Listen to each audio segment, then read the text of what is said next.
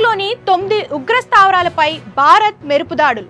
Bharat operation Sindoor విజయవంతం. యుద్ధం పాక్పై కాదు, ఉగ్రవాదంపై అన్న భారత్. పహల్గాం దాడికి ప్రతీకారంగా టెర్రర్ క్యాంపులే లక్ష్యం. రాఫెల్ అటాక్కి ఛిద్రమైన ఉగ్ర శిబిరాలు.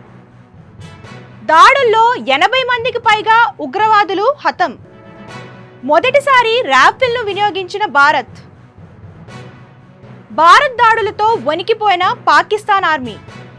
న్యాయం జరిగిందంటున్న భారత్.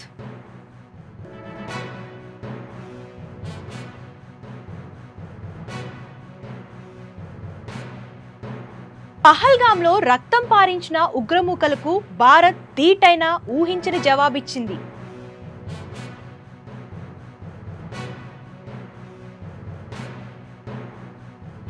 అమాయకుల ప్రాణాలను బలి తీసుకున్న పాక్ ప్రేరేపిత ఉగ్రవాదులపై భారత్ సాయుధ బలగాలు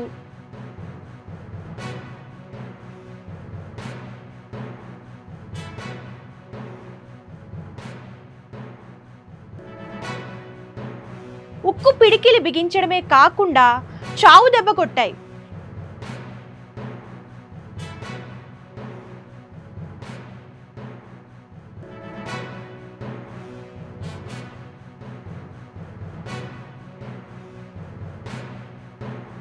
ఈ క్రమంలోనే ఉగ్రవాదుల స్థావరాలపై ఇండియన్ ఆర్మీ ఆపరేషన్ సింధూర్ పేరుతో మెరుపు దాడులు చేసింది.